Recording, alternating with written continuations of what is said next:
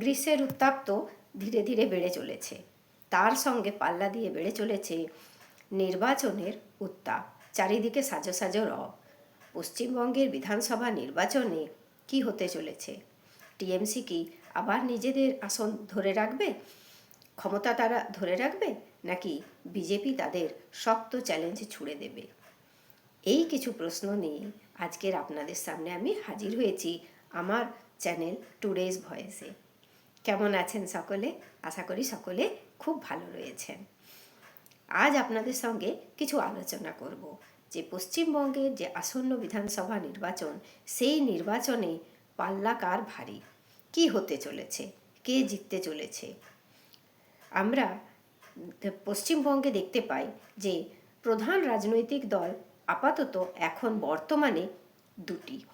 সেটা হচ্ছে যারা বর্তমান শাসক টিএমসি এবং যারা প্রধান বিরোধী রাজনৈতিক দল তারা হলো বিজেপি। বাকি রাজনৈতিক দল যারা এই নির্বাচনে অংশগ্রহণ করছে আপাতত তাদের সেই রকম কিছু আমরা তারা সেরকম কিছু নজর কাড়তে পারেনি, তাদের সেরকম কোনো প্রভাব অন্তত এখন বর্তমান পশ্চিমবঙ্গের রাজনীতিতে নেই। তাই আজকে আমরা শুধুমাত্র এই দুই রাজনৈতিক দল টিএমসি এবং বিজেপি তাদের কিছু পজিটিভ এবং কিছু নেগেটিভ দিক নিয়ে আলোচনা করব। প্রথমেই বলতে হয় যে টিএমসির কিছু প্লাস পয়েন্ট। প্রথম হচ্ছে যে স্ট্রং লিডারশিপ। মমতা বন্দ্যোপাধ্যায়ের যে নেতৃত্ব, সেই নেতৃত্ব কিন্তু ভীষণ শক্তিশালী। মমতা বন্দ্যোপাধ্যায়ের যে ক্যারিসমেটিক যে ফিগার, সেটি কিন্তু এখনও পর্যন্ত পশ্চিমবঙ্গে বজায় রয়েছে। ব্র্যান্ড দিদি ইমেজ, তা কিন্তু পশ্চিমবঙ্গে ভীষণ রকমের এখনও কার্যকরী। কেননা এখনও পর্যন্ত নেত্রী হিসেবে মমতা বন্দ্যোপাধ্যায়ের যে ফিগার, তাতে কিন্তু কোনো কালিমা লিপ্ত এখনও পর্যন্ত হয়নি। সুতরাং একটা স্বচ্ছ ইমেজ জনমানসে কিন্তু তার রয়েছে। এছাড়াও বলতে হয় যে অভিষেক বন্দ্যোপাধ্যায়ের নাম, তিনি কিন্তু এই তরুণ নেতা হিসেবে পশ্চিমবঙ্গের মানুষের কাছে রীতিমতো জনপ্রিয়। এমনকি জাতীয় স্তরেও কিন্তু যথেষ্ট একটা নেতা হিসেবে তার ছাপ কিন্তু স্পষ্ট। এটা সবথেকে বড় তাদের প্লাস পয়েন্ট। এরপরে হচ্ছে নানা রকম ওয়েলফেয়ার স্কিম। এই ওয়েলফেয়ার স্কিম যেগুলো পশ্চিমবঙ্গে আপাতত বর্তমানে প্রচলিত রয়েছে, সেইগুলি কিন্তু ভীষণ কার্যকরী। নানা রকম ওয়েলফেয়ার স্কিম রয়েছে, যার মধ্যে লক্ষ্মীর ভাণ্ডার, কন্যাশ্রী, রূপশ্রী, স্বাস্থ্যসাথী এবং একদম নতুনতম সংযোজন যেটা হচ্ছে যুবসাথী, সেটা কিন্তু জনমানসে ব্যাপক সাড়া ফেলা এই সমস্ত প্রোগ্রাম। এর মধ্যে যদি এই সমস্ত যে ওয়েলফেয়ার প্রোগ্রাম, তার মধ্যে সবচেয়ে উল্লেখযোগ্য এবং জনপ্রিয় সেটা হচ্ছে লক্ষ্মীর ভাণ্ডার।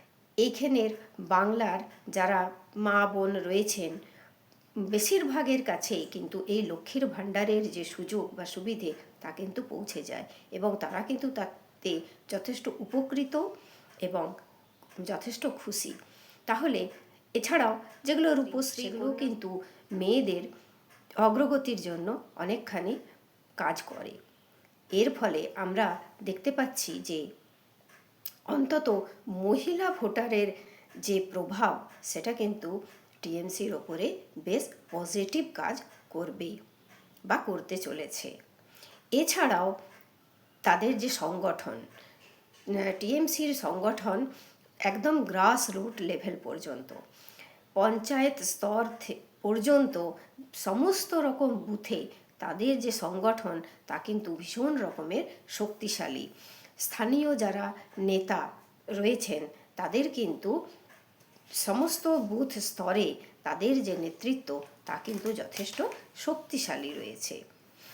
এছাড়াও বুথ স্তরে যদি সংগঠন শক্তিশালী থাকে তাহলে কিন্তু তাদের এক্ষেত্রে নির্বাচনের ক্ষেত্রে কিন্তু তারা একটা মাইলেজ এর থেকে অবশ্যই পেতে পারেন।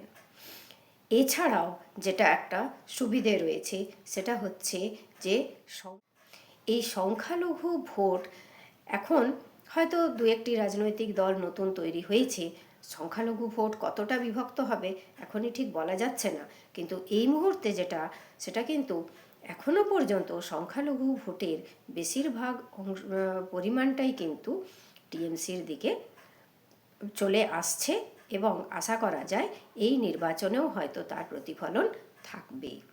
তাহলে এই সমস্ত দিক থেকে টিএমসি কিন্তু এই ভোটের ময়দানে বেশ কয়েক কদম এগিয়ে রয়েছে। এছাড়া তাদের কিন্তু কিছু নেগেটিভ সাইডও রয়েছে, যেগুলো কিন্তু প্রথম হচ্ছে যে পশ্চিমবঙ্গে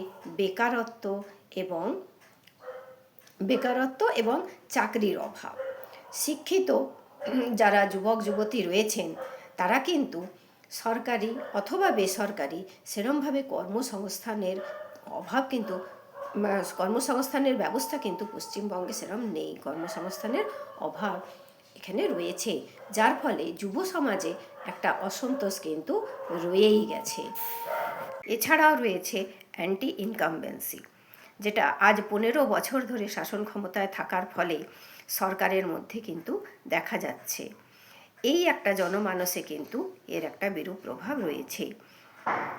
বছর ধরে ক্ষমতায় থাকার ফলে যারা লিডার রয়েছেন, লোকাল যারা লিডার, তাদের অহংকার এবং দম্ভ সেটা কিন্তু জনমানসে একটা মুড চেঞ্জের কাজ করছে। মানুষ কিন্তু তাদের প্রতি বিরক্ত রয়েছে। এছাড়াও যেটা অনেক বড় একটা স্ট্রং পয়েন্ট সেটা হচ্ছে বিভিন্ন রকমের দুর্নীতির অভিযোগ। অন্তত বিরোধীরা এটাকে হাতিয়ার করে কাজে লাগাবার জন্য সচেষ্ট রয়েছে এবং অনেকাংশে তারা কিন্তু সফল। বিভিন্ন রকমের দুর্নীতি, কাটমানি, শিক্ষক নিয়োগ, নানা রকমের দুর্নীতিতে কিন্তু তা এই শাসক শ্রেণী বিদ্ধ রয়েছে, যেটা বিরোধীদের কাছে একটা সবথেকে বড় অস্ত্র হিসেবে কাজ করছে। এই সমস্ত দিক যদি আমরা বিচার করি তাহলে কিন্তু এই ক্ষেত্রে টিএমসিকে একটা বড় চ্যালেঞ্জ কিন্তু ছুড়ে দিতে পারে বিজেপি। এরপরে যেটা হচ্ছে বিজেপির কিছু প্লাস পয়েন্ট রয়েছে। তারা খুব তাড়াতাড়ি এই পশ্চিমবঙ্গে প্রধান বিরোধী দল হিসেবে প্রতিষ্ঠিত হতে পেরেছে। তাদের ভোট শেয়ার অনেক আগের থেকে অনেকাংশে কিন্তু বেড়ে গেছে।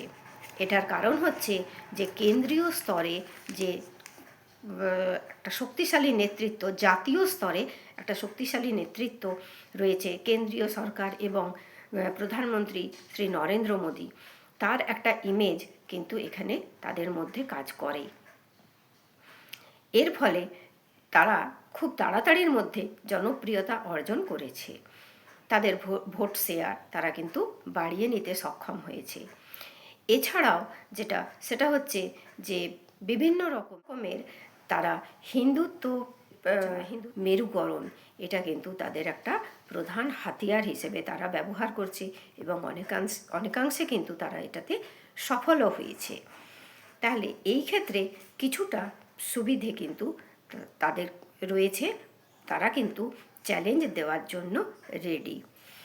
এছাড়া এর বাদ দিয়ে বিজেপির কিন্তু কিছু নেগেটিভ পয়েন্ট রয়েছে। সেগুলো হচ্ছে যে কেন্দ্রীয় স্তরে বা জাতীয় স্তরে নেতৃত্ব যতটা প্রবল রয়েছে বা স্ট্রং একটা নেতৃত্ব রয়েছে, সেই অনুযায়ী দেখতে গেলে পশ্চিমবঙ্গে কিন্তু সেরকম একটা নেতৃত্বের আমরা চেহারা দেখতে পাই না। সেরকম একটা স্ট্রং যে নেতৃত্ব তা কিন্তু এখানে দেখা যায় না। এছাড়াও যে একটা ফেস,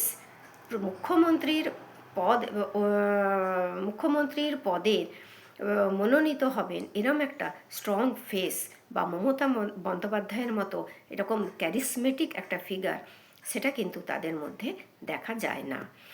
এছাড়াও হিন্দুত্ববাদী তাদের যে নীতি, সেই নীতিতে পশ্চিমবঙ্গের বেশিরভাগ মানুষ কিন্তু তাদের সঙ্গে সহমত হতে পারে না। এরপরে ওরা যে সহমত হতে পারে না, যেটা টিএমসির একটা ন্যারেটিভ হিসেবে ব্যবহার করে, সেটা হচ্ছে যে তারা বাইরের লোক। অন্তত ভারতবর্ষের নিরিখে বিজেপির যে ছবিটা, তাদের নেতাদের যে ছবিটা, সেটা কিন্তু খুব একটা সাধারণ মানুষের নয়। অনেকেই তাদেরকে বেনিয়া পার্টিও বলে থাকে। এই ক্ষেত্রে বাঙালিদের মধ্যে একটা কিন্তু ছবি রয়েছে, বিজেপির একটা ছবি তাদের মধ্যে কাজ করে, যে তারা কিন্তু সর্বসাধারণের জন্য নয়, তারা একটা বিজনেস ক্লাসের পার্টি হচ্ছে। এছাড়াও যে লোকাল যে লিডারশিপ, বুথ লেভেল পর্যন্ত যে সংগঠন, তা কিন্তু তাদের স্ট্রং নয়। বুথ লেভেল পর্যন্ত সংগঠন কিন্তু তারা এখনও বাড়িয়ে নিতে পারেনি। লোকাল যারা লিডার, সেই লিডারশিপের কিন্তু একটা অভাব তাদের মধ্যে লক্ষ্য করা যায়। তাহলে এই সমস্ত দিক বিচার করলে টিএমসি কিন্তু বিজেপির থেকে অনেক গুণ এগিয়ে রয়েছে, এবং বিজেপি এই লেভেল পর্যন্ত কিন্তু টিএমসিকে টক্কর দেওয়ার উপযুক্ত এখনো পর্যন্ত জনমানসে তাদের ছবিটা কিন্তু সেই রকম উপযুক্ত হয়ে ওঠেনি। তাহলে গ্রাউন্ড লেভেল বিচার করলে আমরা যা দেখতে পাই সেটা হচ্ছে যে দুই দলের নিরিখে আমরা যদি বলি যে মহিলা ভোট যদি আমরা দেখি, তাহলে কিন্তু টিএমসির দিক ভারী। এবার যুব সমাজ কিন্তু বিভক্ত। যুব সমাজ একদিকে বেকারত্বের জন্য তাদের মনে একটা সংশয় রয়েছে, তাদের মধ্যে অসন্তোষ রয়েছে, আবার নানা রকম ভাতা প্রকল্পের মাধ্যমে কিছুজন তারা কিন্তু সন্তুষ্টও রয়েছে। তাহলে যুব সমাজ কিন্তু রয়েছে দ্বিধাবিভক্ত। সংখ্যালঘু ভোট যদি বলি, সংখ্যালঘু ভোট কিন্তু টিএমসির দিকে অনেকখানি এগিয়ে। যদি মেরুকরণ বা হিন্দুত্ববাদ এই ক্ষেত্রে যদি বিজেপি যদি সেই সুবিধে পায়, তাহলে কিন্তু সুবিধে যাবে বিজেপির দিকে। এছাড়া গ্রাম এবং শহর ভোটিং সেটা কিন্তু গ্রাম এবং শহরের যে ভোটিং ট্রেন্ড, সেটা কিন্তু সম্পূর্ণ আলাদা।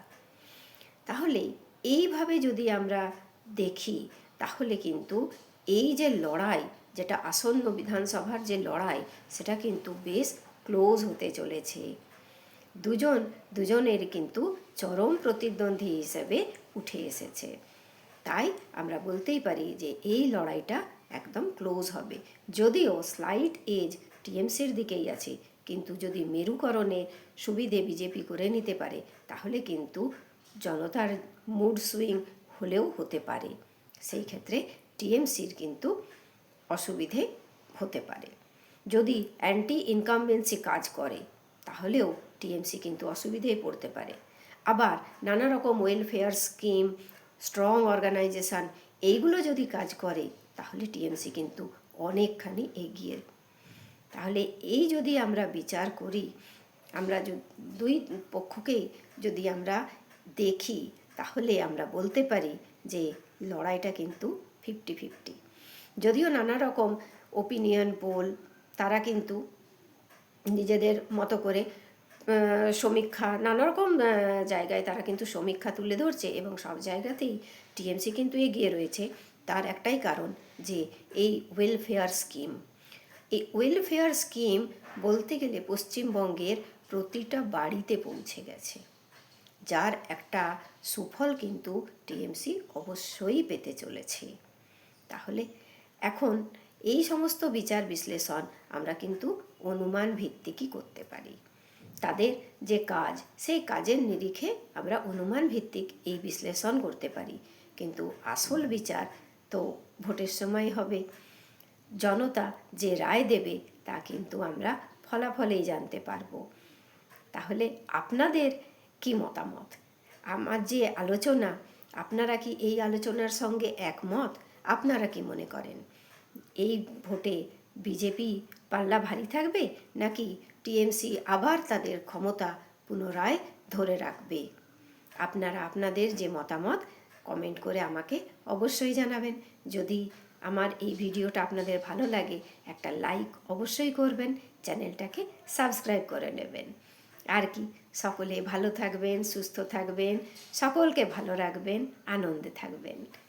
এই বলে আজকের ভিডিও শেষ করছি। নমস্কার, ধন্যবাদ।